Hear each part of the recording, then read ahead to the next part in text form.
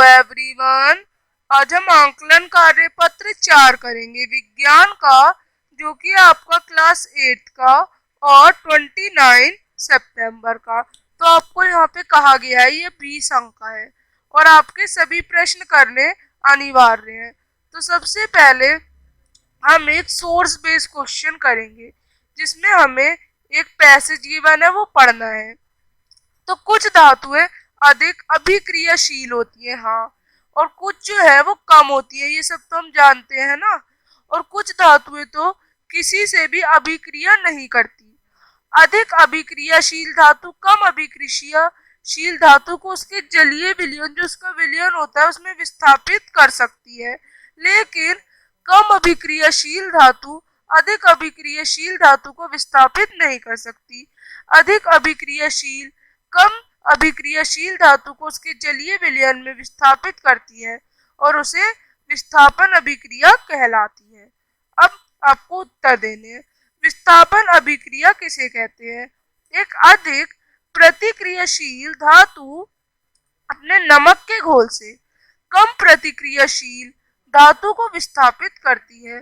जब अधिक क्रियाशील धातु को कम क्रियाशील धातु के लवण के विलयन में रखा जाता है, तो अधिक क्रियाशील धातु कम क्रियाशील धातु को उसके लवण विलयन से विस्थापित करती है।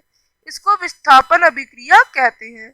अब दूसरा, लोहे की कील को कॉपर सल्फेट के विलयन में डालने पर होने वाले बदलाव। तो जब लोहे की कील को कॉपर सल्फेट के घोल में डुबोया जाता है तो लोहे की सतह पर कॉपर की एक भारी और एक भूरी, जो भूरा रंग होता है आपका ब्राउन, उसकी परत जम जाती है और कॉपर सल्फेट के घोल का रंग नीले से हल्के हरे रंग में बदल जाता है। तो प्रतिक्रिया से पता चलता है कि कॉपर की तुलना में लोहा अधिक प्रतिक्रियाशील है, क्योंकि ये कॉपर सल्फेट के घोल को कॉपर से विस्थापित कर सकता है। अब जिंक लोहे से अधिक अभिक्रियाशील है। क्या होगा यदि हम जिंक की पत्ती को कॉपर सल्फेट के विलयन में डुबो दें? तो क्या होगा आपको बताना है। तो कॉपर सल्फेट से जिंक बहुत तेजी से कॉपर को विस्थापित करेगा, इसलिए कॉपर सल्फेट का नीला रंग गायब हो जाएगा और कॉपर के ऊपर एक भूरा काला द्रव्यमान कील या पट्टी पर जमा हो जाएगा।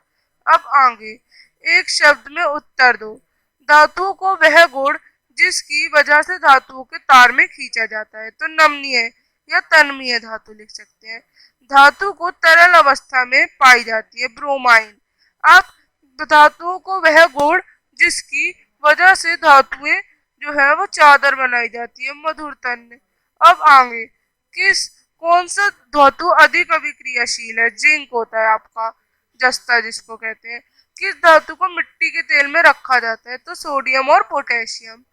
अब कॉलम 1 और कॉलम 2 में सही मिलान कीजिए। लैक्टेल अम्ल का दही के संग, एसिटिक अम्ल का सिरके के संग, एस्कोबिक अम्ल का विटामिन सी का आंवला के संग, साइट्रिक अम्ल का खट्टे फल के संग और सोडियम हाइड्रोक्साइड साबुन के संग। अब आगे धातु का कोई दो भौतिक और रासायनिक गुण, तो आप ये लिखेंगे। अब कॉपर और कार्बन में से किसे बिजली के तार बनाने में उपयोग किया जाता है? तो तांबे का उपयोग बिजली के तार बनाने के लिए किया जाता है, क्योंकि ये बिजली का अच्छा संवाहक है और तांबा एक धातु है और दूसरी ओर कार्बन एक अधातु है और ये बिजली का अच्छा संवाहक है। तो आप इस तरह से कर लेंगे। अब हम मिलेंगे नेक्स्ट वर्कशीट के साथ, तब तक के लिए बाय। तो आप ये आंकलन पत्र कर लें। तो चैनल को लाइक भी करें, सब्सक्राइब करें, शेयर करें और कमेंट करें तथा आप बेल आइकन को क्लिक करें।